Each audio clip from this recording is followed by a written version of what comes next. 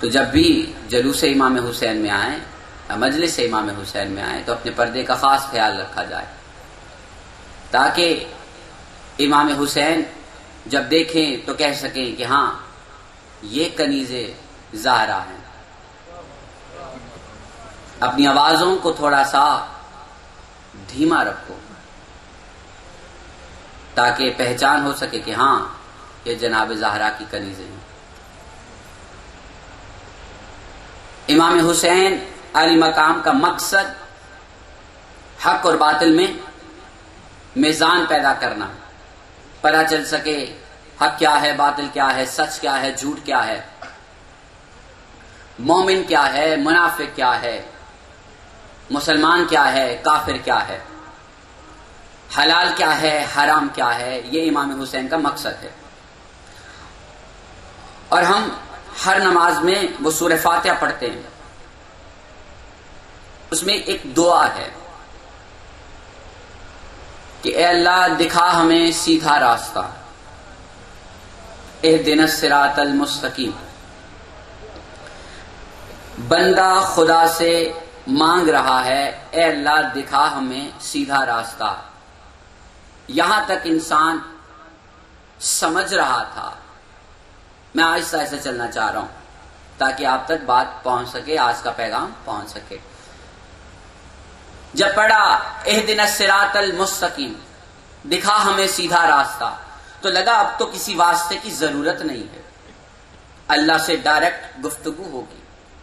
ہم اللہ سے براہ راست مانگیں گے کہ اللہ دکھا ہمیں سیدھا راستہ، اے اللہ اپنا راستہ، اس میں کسی کا عمل دخل نہیں ہونا چاہیے۔ جو اکثر کہہ دیا جاتا ہے میرے لیے اللہ ہی کافی ہے، میں ان سے مخاطب ہو کے کہنا چاہ رہا ہوں میرے لیے اللہ ہی کافی ہے۔ اگر اہدنا الصراط المستقیم پہ فل سٹاپ ہو جاتا تو پھر صرف اللہ سے ہی مانگو، اللہ سے آگے کہیں مت جاؤ۔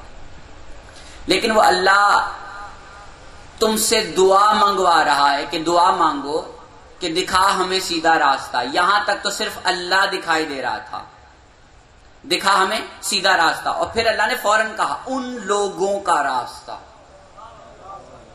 نہیں پہنچ رہی بات؟ ان لوگوں کا راستہ۔ اب بندے میں اور لوگوں میں فرق نہیں واضح ہو رہا۔ ہم تو اللہ سے مانگنے چلے تھے کہ اللہ ہمیں سیدھا راستہ دکھا، ہمیں سیدھا راستہ دکھا، ہمیں کسی اور جگہ پہ نہ موڑ، ہمیں صرف اپنا راستہ دکھا جو تیرا راستہ ہے۔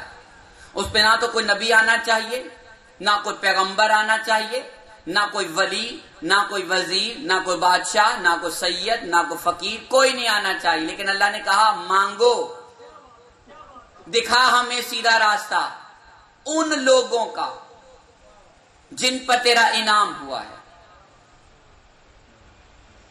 اب اللہ یہاں پر انسانوں کو، پوری انسانیت کو مخاطب کر کے کہہ رہا ہے کہ کوئی ہیں جن پر ہمارا انعام ہے، انعام ہے، لیکن ہم پوچھنا چاہ رہے ہیں انہیں یہ انعام کس طرح ملا، کس راستے پہ چل کے ملا،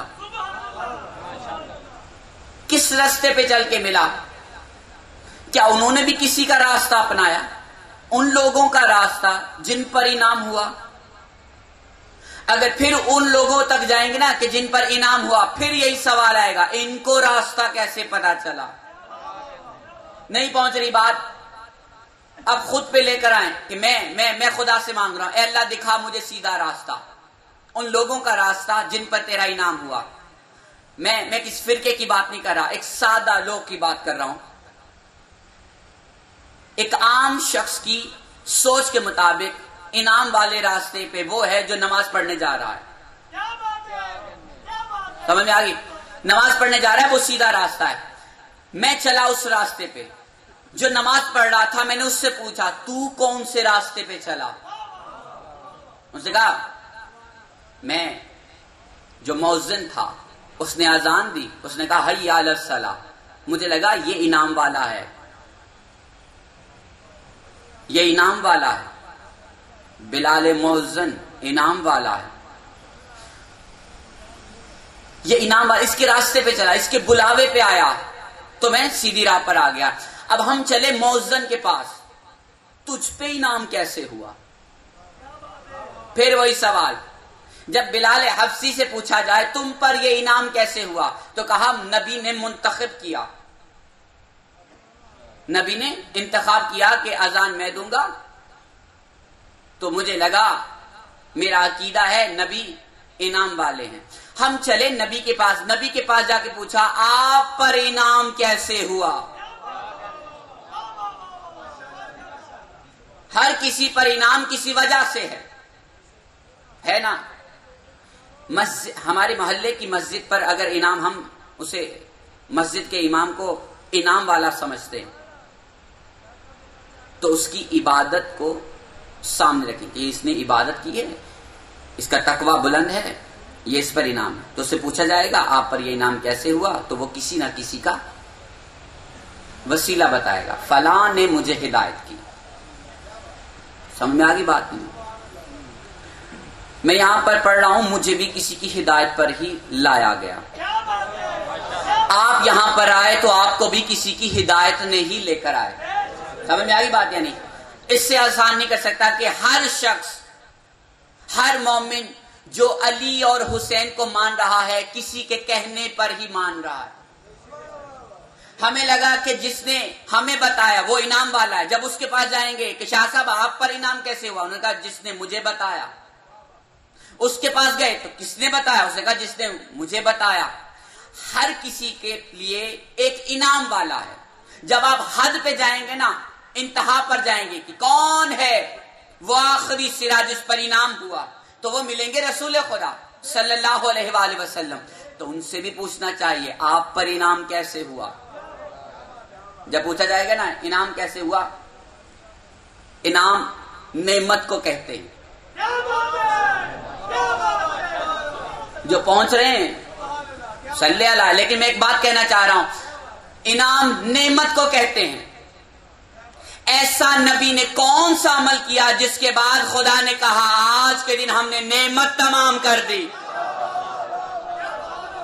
آج کے دن ہم نے نعمت تمام کر دی، دین کو مکمل کر دیا؟ کون سا عمل؟ نماز نہیں۔ جب نماز نہیں ہے تو پھر میرا عقیدہ مجھے کہہ رہا ہے کہ فقط نماز سیدھا راستہ نہیں، فقط نماز سیدھا راستہ نہیں، کیونکہ قرآن نے جھنجھوڑ کر بتایا ہے کہ اکثر نمازی جہنم جائیں گے، اکثر روزہ دار جہنم میں جائیں گے، اکثر حاجی جہنم میں جائیں گے۔ اگر کسی کو شک ہے نا کہ سب حاجی جنت میں جائیں گے، تو میں عرض کرنا چاہ رہا ہوں کہ نبی کی صحبت میں حج کرنے والا نبی کے سامنے پتھر کھا رہا ہے۔ تو اب یہ تو انعام والے نہیں ہیں، ہاں یہ انعام کا راستہ ضرور ہے مگر مکمل نہیں ہے۔ نبی نے نماز بتائی سب کو کہ نماز پڑھو، اللہ نے نہیں کہا میں نے نعمت تمام کر دی، تم پر انعام دیا، نہیں۔ روزہ نہیں، حج نہیں، زکوٰۃ نہیں، جہاد تک جہاں پہ زندگی ہاتھوں سے چلے جانے کا خطرہ ہو، اللہ نے تب بھی نہیں کہا ہم نے تم پر نعمت تمام کر۔ کون سا ایسا عمل؟ اب چونکہ وقت میں گنجائش نہیں، صرف عرض کرنا چاہ رہا ہوں کہ اللہ نے جب وہ جو نعمت والے کا سرا ہے جسے محمد مصطفیٰ صلی اللہ علیہ وآلہ وسلم کہتے ہیں، اللہ اسے بھی بار بار تاکید کر رہا ہے، اے میرے حبیب، اے میرے رسول، اگر پیغام نہیں پہنچایا تو تم نے تو رسالت کا کوئی کام نہیں کیا، تم پہنچاؤ تاکہ ہم تمہیں انعام دے سکیں، نعمت تمام کر سکیں۔ اب وہ غدیر آپ مسلسل سن چکے، بہتوں بار سن چکے، صرف عرض کرنا چاہ رہا ہوں، جیسے ہی رسول نے کہا ہاتھ پکڑ کے کہ من کنت مولا فہذا علی مولا، اس کے بعد جو آیت نازل ہوئی اس سے پہلے میں ایک بات عرض کرنا چاہ رہا ہوں۔ حدیث ہے من کنت مولا فہذا علی مولا، حدیث سے پہلے آیت کے تیور اور ہیں، حدیث کے بعد آیت کا انداز اور ہے۔ سمجھ رہے ہیں نا وہ دونوں آیتوں کو؟ حدیث کہنے سے پہلے تیور کچھ اور تھے، اے میرے حبیب، اے میرے رسول، اگر یہ کام نہیں کیا تو تو نے کوئی کام نہیں کیا۔ یہاں پہ جلال ہے، کبریائی ہے، معبودیت ہے نا، معبودیت ہے۔ نبی نے ایک کام کیا، کیا کیا؟ صرف اتنا کہا من کنت مولا فہذا للمولا۔ اب وہ جو جلال تھا کریمی میں بدلا، جو جلال تھا کریمی میں بدل گیا نا۔ اے میرے حبیب، ہم نے آج کے دن دین کو مکمل کر دیا اور تجھ پر نعمت تمام کر دی۔ نعمت، انعام ایک چیز ہے، نعمت مل گئی۔ اب قرآن کے حوالے سے انعام اسے ملتا ہے جو بھرے میدان میں علی کی ولایت کا اعلان کرے۔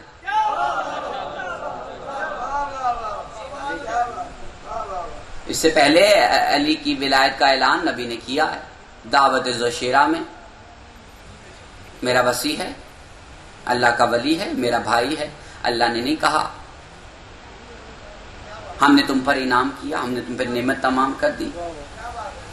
جب دعوت ذوالشیرہ میں کہا تھا نا کہ میرا وصی ہے، میرا بھائی ہے، تو یہ بند کمرے کی بات تھی، تو اللہ نے اپنے فوراً تیور بدلے۔ کیا کہا تھا اللہ نے؟ اے میرے حبیب، ہم نے تمہیں یتیم پایا تو ہم نے تمہیں اپنے گھر میں جگہ دی۔ اللہ بار بار جتا رہا ہے کہ یہ بات گھر میں رکھنے والی نہیں ہے، یہ بات گھر میں رکھنے والی نہیں ہے، یہ چار دیواری میں رکھنے والی بات نہیں ہے۔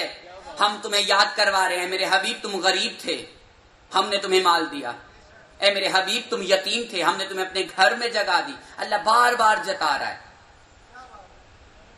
پھر نبی نے سر میدان اعلان کیا من کنت مولا فہذا علی مولا، جس کا میں مولا اس کا علی مولا۔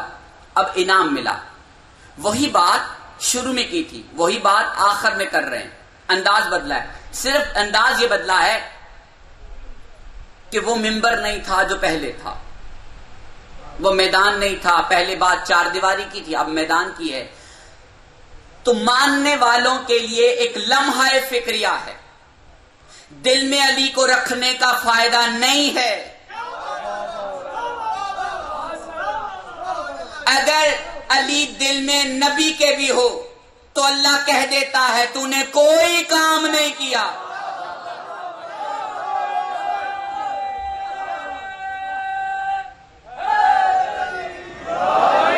اللہ اپنے حبیب سے بھی کہہ دیتا ہے تو نے کوئی کام نہیں کیا، جو دل میں رکھا ہے اسے میدان میں کہہ۔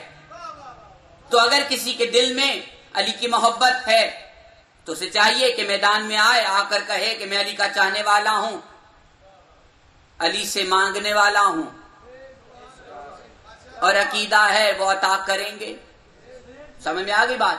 ایک مرتبہ مل کر صلوات پڑھ لیجیے بآواز بلند۔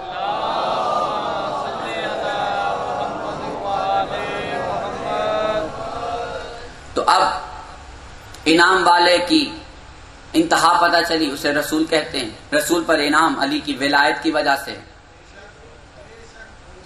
اور قرآن نے کہا دکھا ہمیں ان لوگوں کا راستہ جن پر تیرا انعام ہوا، اور فوراً کہا احتیاط برتو ان لوگوں سے جن پر غضب ہوا۔ اب یہاں پہ چاہیے تھا کہ صرف دو طرح کے لوگوں کا تذکرہ ہوتا، ایک وہ جن پر انعام ہوا، ایک وہ جن پر انعام نہیں